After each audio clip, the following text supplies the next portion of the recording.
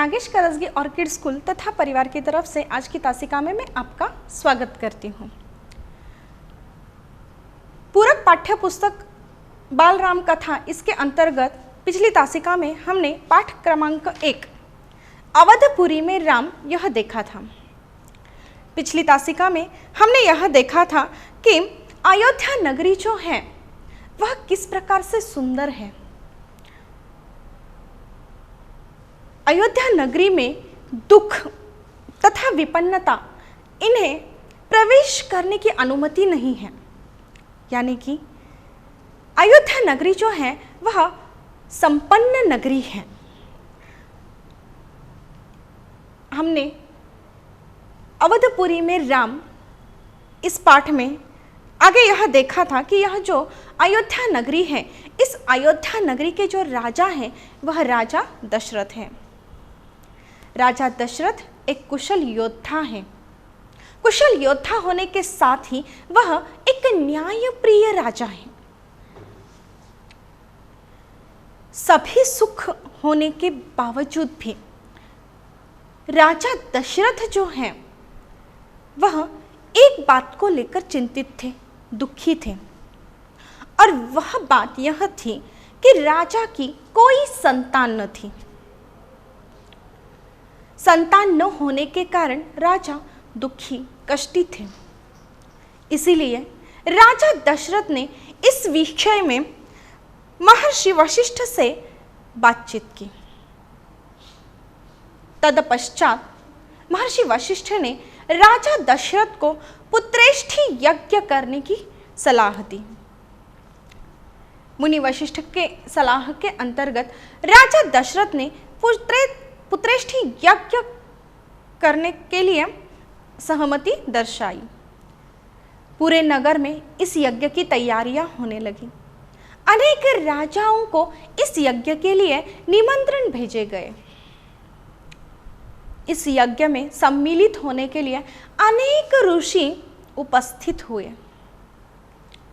शंख ध्वनि, मंत्रोच्चारण के साथ यज्ञ का आरंभ हुआ। राजाओं ने, ऋषि मुनियों ने इस यज्ञ में आहुति दी। यज्ञ के अंत में सबसे अंतिम आहुति जो थी वह राजा दशरथ ने दी थी। आगे हमने यह देखा कि जब राजा दशरथ ने अंतिम यज्ञ आहुति दी तो अग्नि देवता ने प्रसन्न होकर राजा दशरथ को पुत्र जन्म का आशीर्वाद दिया। उस आशीर्वाद के अंतर्गत या उस आशीर्वाद से राजा दशरथ की जो तीनों रानियां थीं वह पुत्रवती हुई। रानी कौशल्या ने चैत्र मास की 9वीं तिथि को राम को जन्म दिया। रानी सुमित्रा के 2 पुत्र हुए, लक्ष्मण और शत्रुघ्न। रानी कैकेयी ने पुत्र भरत को जन्म दिया। चारों राजकुमार धीरे धीरे बड़े हुए। वे सुंदर थे। चारों भाइयों में बहुत प्रेम था। बड़े होने पर राजकुमारों को शिक्षा दीक्षा के लिए भेजा गया। राजकुमारों ने शस्त्र विद्या तथा शास्त्र विद्या का अध्ययन किया। सभी विद्याओं में राम सर्वतोपरि थे। वे विवेकी, शालीन और न्यायप्रिय थे। ज्येष्ठ पुत्र होने के कारण राजा दशरथ को राम सबसे प्रिय थे। राजकुमार जैसे जैसे बड़े होने लगे, विवाह के योग्य हो गए, तो उनके विवाह की मंत्रणा होने लगी। एक दिन राजमहल में महर्षि विश्वामित्र पधारे। राजा दशरथ ने महर्षि विश्वामित्र को ऊंचे आसन पर बिठाकर उचित आदर सत्कार किया। कभी स्वयं राजा रहे विश्वामित्र राजपाट त्याग कर संन्यास लेकर जंगल में सिद्धाश्रम में रहते थे। राजा दशरथ ने सत्कार के बाद महर्षि से पूछा, महर्षि आज्ञा दे, मैं आपकी क्या सेवा कर सकता हूँ? बच्चों, पिछली तासिका में हमने यहाँ तक अपना पाठ देखा था। आज हम अवधपुरी में राम यहाँ इस पाठ में आगे बढ़ते हैं। महर्षि विश्वामित्र ने उत्तर दिया, मैं सिद्धि के लिए एक यज्ञ कर रहा हूं। अनुष्ठान पूरा होने को है, लेकिन दो राक्षस उसमें बाधा डाल रहे हैं। आपके ज्येष्ठ पुत्र राम ही उन राक्षसों को मार सकते हैं। आप अपने ज्येष्ठ पुत्र को मुझे दे दें, जिससे यज्ञ पूरा हो। देखिए बच्चों, पिछली तासिका में हमने यह देखा कि जब महर्षि विश्वामित्र जो हैं, उनका आगमन राजा दशरथ के राजमहल में होता है, तो राजा दशरथ उनका आदर सत्कार करते हैं। ईश्वर स्वरूप मानकर वह उनका सम्मान करते हैं। इतना ही नहीं कि आगे चलकर राजा दशरथ जो हैं, वह महर्षि विश्वामित्र का सत्कार करने के पश्चात उनसे पूछते हैं, उन्हें कहते हैं कि महर्षि आप क्या कीजिए, मुझे आज्ञा दीजिए कि मैं आपकी क्या सेवा कर सकता हूं। राजा के ये वचन सुनकर महर्षि विश्वामित्र जो हैं, वह उत्तरित होते हैं। वह उत्तर देते हैं कि मैं क्या कर रहा हूं, सिद्धि के लिए एक यज्ञ कर रहा हूं। देखिए, विश्वामित्र जो है वह राजा दशरथ से यह कहते हैं कि वह क्या कर रहे हैं, सिद्धि प्राप्त करने के लिए या सिद्धि के लिए वह क्या कर रहे हैं, एक यज्ञ कर रहे हैं। और अनुष्ठान पूरा होने को है, यानी कि यह जो उन्होंने यज्ञ आरंभ किया है, उस यज्ञ का जो अनुष्ठान है, वह अनुष्ठान अब पूरा होने आया है, ऐसा महर्षि विश्वामित्र जो है वह राजा दशरथ से कहते हैं। परंतु आगे चलकर महर्षि राजा दशरथ से यह कहते हैं कि यह जो अनुष्ठान किया है मैंने, वह अनुष्ठान पूरा होने आया है, परंतु जो दो राक्षस हैं, वह दो राक्षस क्या कर रहे हैं, इस अनुष्ठान में बाधा डाल रहे हैं, विघ्न डाल रहे हैं। ऐसा हो सकता है कि उन राक्षसों के विघ्न डालने के वजह से या बाधा डालने के वजह से मेरा अनुष्ठान अधूरा रह जाएगा या पूरा नहीं हो पाएगा। तो महर्षि विश्वामित्र जो हैं वह कहते हैं कि राजा दशरथ, आपके जो ज्येष्ठ पुत्र है राम, राजा दशरथ आपके जो ज्येष्ठ पुत्र है राम, वही क्या कर सकते हैं, उन राक्षसों को मार सकते हैं। अब देखिए, महर्षि विश्वामित्र जो हैं वह राजा दशरथ से कहते हैं कि जो दो राक्षस हैं, वह जो अनुष्ठान में बाधा डाल रहे हैं, जिनकी वजह से मेरा अनुष्ठान अधूरा रह सकता है, उन दो राक्षसों को केवल आपका जो ज्येष्ठ पुत्र है, ज्येष्ठ पुत्र यानी कि आपका जो बड़ा पुत्र है राम, वही क्या कर सकता है, मार सकता है। आप अपने ज्येष्ठ पुत्र को मुझे दे दें, जिससे यज्ञ पूरा हो। अब देखिए, इस वाक्य से हमें महर्षि विश्वामित्र जो हैं उनका राजा दशरथ से उनके राजमहल में मिलने आने का जो कारण है वह स्पष्ट रूप से पता चलता है कि विश्वामित्र जो यज्ञ कर रहे हैं, जो अनुष्ठान उन्होंने किया है, उसमें जो विघ्न डालने वाले राक्षस है उनका अंत करना है, ताकि उनका जो अनुष्ठान है वह पूरा हो सके। और यह कब पूरा होगा उनका अनुष्ठान, जब राम विश्वामित्र के साथ, महर्षि विश्वामित्र जी के साथ आए और उन राक्षसों का अंत कर दे। तो यहाँ पर महर्षि विश्वामित्र जो है वह कहते हैं राजा दशरथ से कि आपका जो ज्येष्ठ पुत्र है राम, वही क्या कर सकता है, इन राक्षसों को मार सकता है। अतः आपका जो ज्येष्ठ पुत्र है राम, यानी कि आपका जो बड़ा पुत्र है, आपका बड़ा बेटा जो है राम, आप क्या कीजिए, मुझे दे दीजिए। अगर आप ऐसा करते हो तो मेरा जो यज्ञ है वह मेरा यज्ञ क्या हो सकता है, पूरा हो सकता है। अब देखिए, राजा दशरथ जो है वह दुविधा में आ जाते हैं। उन्हें ऐसा लगता है कि उनके ऊपर बहुत बड़ा संकट आया है। महर्षि विश्वामित्र जो हैं उनकी बातें सुनकर राजा दशरथ दुविधा में पड़ जाते हैं। मानो उन्हें ऐसा लगता है कि महर्षि विश्वामित्र ने राजा दशरथ से उनके प्राण ही मांग लिए हैं। उनके प्राण यानी कि उनका ज्येष्ठ पुत्र, उनका बड़ा बेटा राम। जब महर्षि विश्वामित्र उन्हें कहते हैं कि अगर आप आपका बेटा मुझे दे दें, राम को आप मेरे साथ भेज दे, तो राम उन राक्षसों का अंत कर सकता है और मेरा यह जो अनुष्ठान है वह पूरा हो सकता है। यह बात सुनकर ही राजा दशरथ जो है वह परेशान हो जाते हैं, वह दुविधा में आ जाते हैं। उन्हें ऐसा लगता है मानो उनके पैरों तले जमीन खिसक गई। पुत्र वियोग की आशंका से वे कांप गए। देखिए, जब महर्षि ऐसा कहते हैं कि राम को आप मुझे दे दीजिए, तो यह जो पुत्र वियोग होता है, यानी कि उनके पुत्र से दूर जाना, बिछड़ना, यह जो आशंका उनके मन में आती है, इसी आशंका को लेकर ही वह क्या हो जाते हैं, कांप जाते हैं, वह डर जाते हैं। दूसरी ओर महर्षि विश्वामित्र का क्रोध बढ़ता जा रहा था। राजा दशरथ जो है वह राम से अत्यंत प्रेम करते थे, अत्यंत स्नेह करते थे, और वह अपने आप से राम को अलग नहीं कर पाते थे।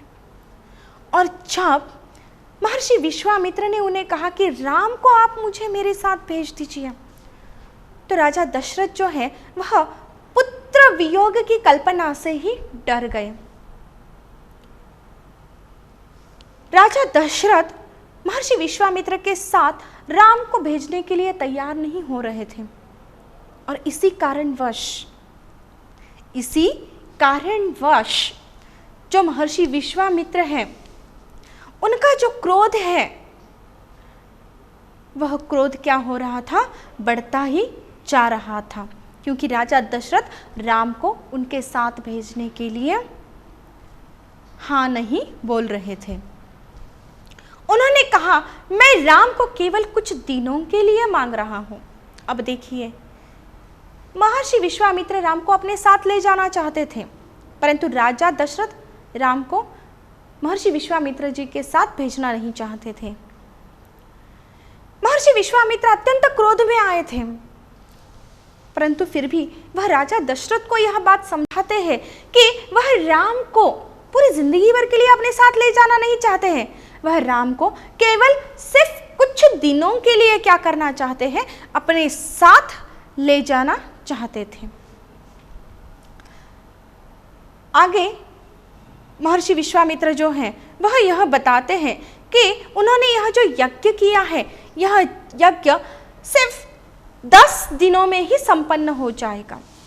देखिए, महर्षि विश्वामित्र आगे चलकर राजा दशरथ को यह बात समझाते हैं कि उन्होंने जो अनुष्ठान किया है या उन्होंने जो यज्ञ किया है, वह यज्ञ केवल 10 दिनों में ही संपन्न हो जाएगा। दशरथ राम से बहुत प्रेम करते थे।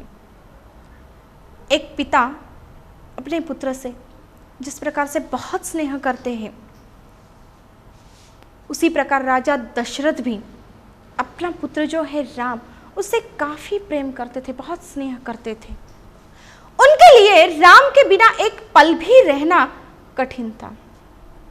देखिए, राजा दशरथ अपने पुत्र राम के बिना एक पल भी नहीं रह पाते थे, और यह सोचना भी उनके लिए असंभव था कि राम उनके बिना रह पाएगा या वो राम के बिना रह पाएंगे। राम को अपने आप से दूर करना, यह कल्पना भी उन्हें काफी तकलीफ दे रही थी। मंत्रीगण और जो ऋषि मुनि थे वह सभी चिंतित थे। अब देखिए, सभा में जितने भी मंत्रीगण उपस्थित थे, जितने भी ऋषि मुनि उपस्थित थे, वह सारे क्या हो जाते हैं, चिंतित हो जाते हैं। उन्हें चिंता होने लगती है कि विश्वामित्र जो है, महर्षि विश्वामित्र जी जो है, वह क्या करना चाहते हैं, राम को अपने साथ ले जाना चाहते हैं केवल 10 दिनों के लिए, उनका यज्ञ पूरा होने तक। पुनः वह वापस यज्ञ पूरा होने के बाद राम को पुनः वापस भेज देंगे, ऐसा उन्होंने बताया था। लेकिन राजा दशरथ राम से 10 दिनों का वियोग भी वह नहीं चाहते थे, सह नहीं पाते। यह जो दुविधा चल रही थी कि महर्षि विश्वामित्र राम को अपने साथ ले जाना चाहते थे और राजा दशरथ राम को नहीं भेजना चाहते थे, इस कारण सभा में उपस्थित जितने भी ऋषि मुनि थे, जितने भी मंत्रीगण थे, यह सारे क्या हो गए थे, चिंतित हो गए थे। और उनकी चिंता का कारण और एक यह भी था कि महर्षि विश्वामित्र जी जो है, उनका क्रोध अधिक से अधिक बढ़ते ही चला जा रहा था। बात को बिगड़ती देखकर मुनि वशिष्ठ जो है उन्होंने राजा दशरथ को समझाया। बात इतनी बिगड़ती चली गई और हालात को देखकर जो मुनि वशिष्ठ जी हैं उन्होंने क्या किया, राजा दशरथ जो है उनको समझाया। महर्षि के साथ रहने पर राजकुमार को होने वाले जो लाभ है वह लाभ बताए। देखिए, महर्षि विश्वामित्र जो हैं वह महर्षि होने के साथ साथ ही वह पहले एक राजा थे और उन्होंने राजपाट से संन्यास लेकर वह सिद्धाश्रम में जाकर बसे थे, जंगल में। यहाँ पर मुनि वशिष्ठ जो हैं वह क्या करते हैं, राजा दशरथ को यह बात भली भांति समझाते हैं कि अगर महर्षि विश्वामित्र के साथ राजकुमार रहते हैं या राम रहने लगते हैं तो उससे राम को काफी लाभ हो सकते हैं, काफी फायदा हो सकता है। महर्षि के होते हुए राम का कोई कुछ नहीं बिगाड़ सकता। देखिए, महर्षि यह कुशल योद्धा भी थे और इस कारणवश अगर राजकुमार उनके साथ रहते हैं, राम उनके साथ रहते हैं तो उन्हें कोई धोखा नहीं है। महर्षि विश्वामित्र के होते हुए राम का कोई कुछ नहीं बिगाड़ सकता, उन्हें कोई नुकसान नहीं पहुंचा सकता। यह बात मुनि वशिष्ठ राजा दशरथ को समझाने लगते हैं। अतः राम की चिंता ना करे ऐसा मुनि वशिष्ठ राजा दशरथ को समझाते हैं। रघुकुल की रीत का पालन करें, आप अपना वचन पूरा करें, ऐसा मुनि वशिष्ठ राजा दशरथ को बताते हैं। अब देखिए, रघुकुल जो है उसकी जो रीत है वह यह है कि प्राण जाए पर वचन ना जाए।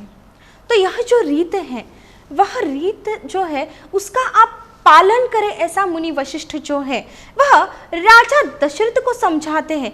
वह कहते हैं कि आप राजकुमार की चिंता मत कीजिए, राम की चिंता मत कीजिए, क्योंकि मुनि विश्वामित्र महर्षि जो है उनके होते हुए राम को कोई नुकसान नहीं पहुंचा सकता या उसे कोई क्षति नहीं पहुंचा सकता। इसीलिए आप निश्चिंत होकर क्या कर सकते हो, राजकुमार को महर्षि विश्वामित्र के साथ भेज सकते हो। यह बात मुनि वशिष्ठ जो है वह राजा दशरथ को समझाते हैं और वह कहते हैं राजा दशरथ से कि आप क्या कीजिए, रघुकुल की जो रीत है वह रीत जो है उसका पालन कीजिए और आपका जो वचन है उस वचन की पूर्तता कीजिए। मुनि वशिष्ठ ने जब राजा दशरथ को यह सारी बातें समझाई तो मुनि वशिष्ठ की बातें सुनकर राजा दशरथ की जो चिंता है वह चिंता कुछ कम हुई और उन्होंने मुनि की बातों को दुखी मन से स्वीकार कर लिया। अब देखिए, सभी मंत्रीगण, सभी ऋषि मुनियों ने राजा दशरथ को समझाया, फिर भी राजा दशरथ राम को भेजने के लिए तैयार नहीं हुए। परंतु जब मुनि वशिष्ठ ने राजा दशरथ को समझाया, मुनि वशिष्ठ की सारी बातें सुनकर राजा दशरथ की जो चिंता है, जो राजकुमार को लेकर वह चिंतित थे, वह चिंता कुछ कम हो जाती है और वह क्या करते हैं, मुनि वशिष्ठ की बातें सुनकर दुखी मन से वह क्या करते हैं, राजकुमार को महर्षि विश्वामित्र के साथ भेजने के लिए तैयार हो जाते हैं। इस बात को वह स्वीकार कर लेते हैं कि वह राम को क्या कर रहे हैं, महर्षि विश्वामित्र के साथ भेज रहे हैं। परंतु अब देखिए, परंतु राजा दशरथ जो है वह राम को महर्षि विश्वामित्र जी के साथ अकेले भेजने के लिए तैयार नहीं होते हैं। तो वह महर्षि विश्वामित्र को यह आवेदन करते हैं, वह महर्षि विश्वामित्र से यह कहते हैं कि राम के साथ वह लक्ष्मण को भी क्या करे, अपने साथ ले जाए। और इस बात का वह क्या करते हैं, महर्षि विश्वामित्र से आग्रह करते हैं, नम्र निवेदन करते हैं कि वह राम को अकेले आप उनके साथ नहीं भेज सकते हैं, परंतु वह राम के साथ क्या कर सकते हैं, लक्ष्मण को भी उनके साथ ले जा सकते हैं। विश्वामित्र ने सहज ही इसे स्वीकार कर लिया। राजा दशरथ की दुविधा जो है वह दूर हो गई। राजा दशरथ ने महर्षि विश्वामित्र से जब कहा कि वह राम के साथ लक्ष्मण को भी ले जाए, तो इस बात को विश्वामित्र जी जो है वह क्या करते हैं, सहज ही स्वीकार कर लेते हैं। वह राम के साथ लक्ष्मण को भी ले जाने के लिए तैयार हो जाते हैं। दरबार में राम और लक्ष्मण को बुलाया जाता है और उनको बुलाने के बाद राजा दशरथ का जो यह निर्णय है वह उन्हें बताया जाता है। राजा दशरथ ने यानी कि उनके पिताजी ने उनके लिए यह जो निर्णय लिया है कि राम और लक्ष्मण इन दोनों को भी क्या करना है, महर्षि विश्वामित्र जी के साथ जाना है। इस निर्णय को राम और लक्ष्मण दोनों क्या करते हैं, सहर्ष स्वीकृत कर लेते हैं। वह उस निर्णय को स्वीकार कर लेते हैं और वह यानी कि राम और लक्ष्मण दोनों क्या करते हैं, महर्षि विश्वामित्र जी के साथ जाने के लिए तैयार हो जाते हैं। देखिए यहाँ पर दोनों पुत्रों ने यानी कि राम और लक्ष्मण इन दोनों ने पिता की जो आज्ञा है उसका पालन किया। पिता के वचन के लिए उन्होंने महर्षि विश्वामित्र के साथ जाने के लिए स्वीकृति दर्शाई। उसकी सूचना माता कौशल्या को दी गई कि राम और लक्ष्मण वन जा रहे हैं। देखिए जब यह तय हो जाता है कि महर्षि विश्वामित्र जी के साथ राम और लक्ष्मण दोनों जा रहे हैं, तो इस बात की जो सूचना है वह सूचना क्या की जाती है, रानी कौशल्या जो है, माता कौशल्या जो है, उन्हें बताई जाती है कि राम और लक्ष्मण दोनों भी क्या कर रहे हैं, महर्षि विश्वामित्र जी के साथ वन में जा रहे हैं। स्वस्ति वचन हो जाते हैं, नगाड़े बजने लगते हैं, शंख ध्वनि होता है और ऐसे वातावरण में राजा दशरथ जो है, राजा दशरथ भावुक होकर, दुखी होकर क्या करते हैं, अपने दोनों पुत्रों को महर्षि विश्वामित्र को सौंप देते हैं। दोनों राजकुमार हाथ में धनुष, पीठ पर तुनीर तथा कमर में तलवार लटकाए विश्वामित्र के पीछे पीछे चल पड़ते हैं। अब देखिए यहाँ पर बच्चों यह बताया गया है कि पिता के कहे के अनुसार, पिता के वचन के अनुसार दोनों भाई भाई, दोनों राजकुमार राम और लक्ष्मण महर्षि विश्वामित्र के साथ जाने के लिए तैयार होते हैं। और इसकी सूचना किससे दी जाती है, माता कौशल्या को, रानी कौशल्या को दी जाती है। राम और लक्ष्मण इन दोनों की वन में जाने की तैयारियां शुरू हो जाती हैं। स्वस्ति वचन हो जाते हैं, सर्वत्र नगाड़े बजने लगते हैं, शंख ध्वनि होने लगती है।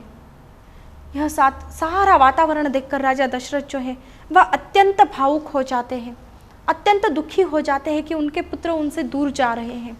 कुछ ही दिनों के लिए ही सही, परंतु उनके पुत्र उनसे दूर जा रहे हैं।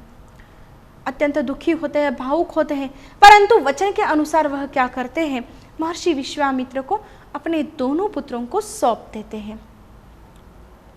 दोनों राजकुमार महर्षि विश्वामित्र के साथ जाने के लिए तैयार हो जाते हैं।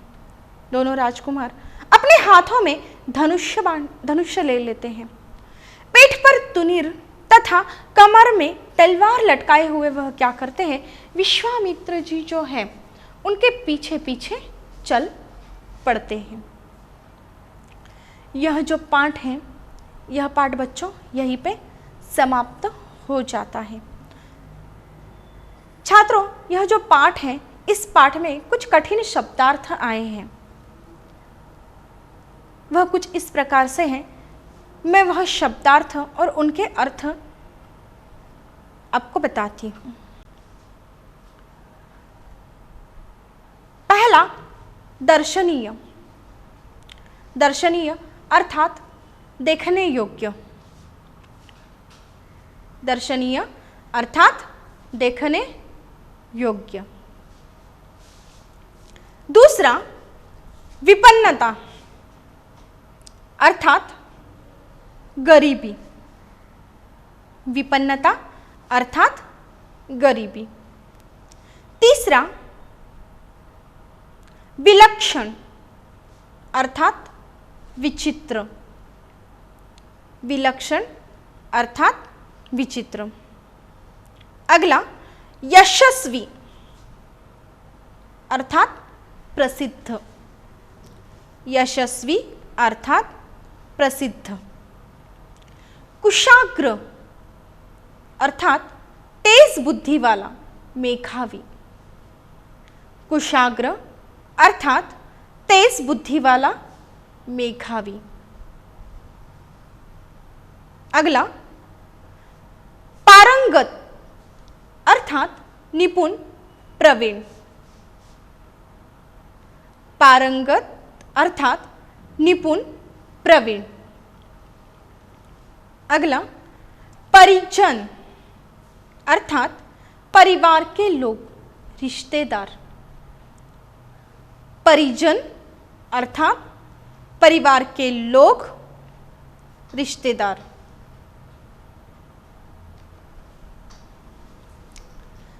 अगला संज्ञा शून्य अर्थात चेतना के बिना अचेत, संज्ञा शून्य अर्थात चेतना के बिना अचेत।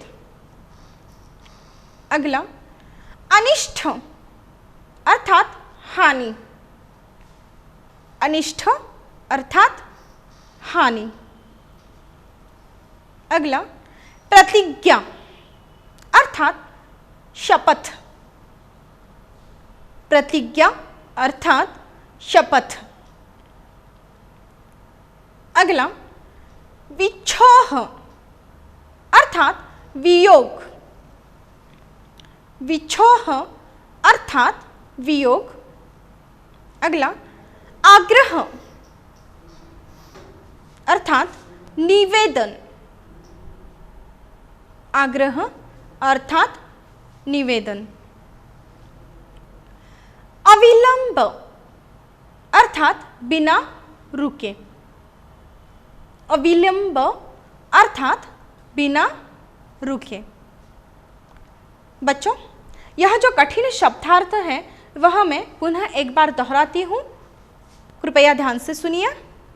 पहला दर्शनीय अर्थात देखने योग्य, दूसरा विपन्नता अर्थात गरीबी, तीसरा विलक्षण अर्थात विचित्र, चौथा यशस्वी अर्थात प्रसिद्ध, पांचवा कुशाग्र अर्थात तेज बुद्धि वाला, मेधावी, छठा पारंगत अर्थात निपुण, प्रवीण, सातवां परिजन अर्थात परिवार के लोग, रिश्तेदार, आठवां संज्ञा शून्य अर्थात चेतना के बिना अचेत, नौवां अनिष्ट अर्थात हानि, दसवां प्रतिज्ञा अर्थात शपथ, 11वां विच्छोह अर्थात वियोग, 12वां आग्रह अर्थात निवेदन,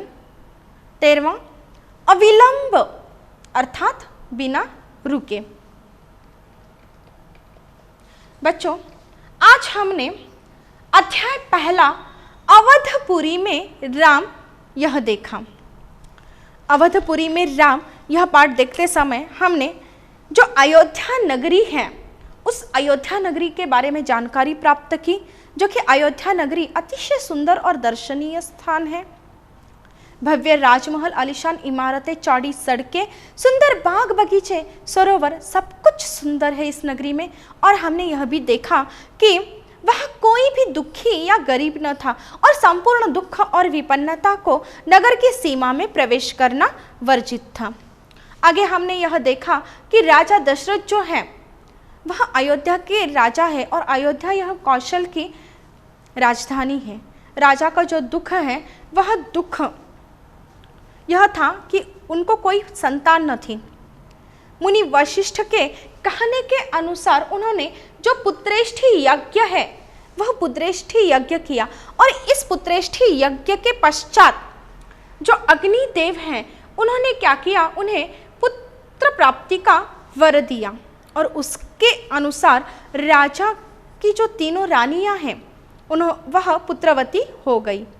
राजा को राम, लक्ष्मण, शत्रुघ्न तथा भरत इन 4 पुत्रों की प्राप्ति हो गई।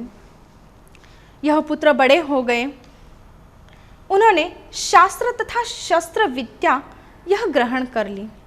आगे हमने यह पाया कि राम जो है वह सर्वतोपरि थे, न्यायप्रिय, शालीन, विवेकी थे।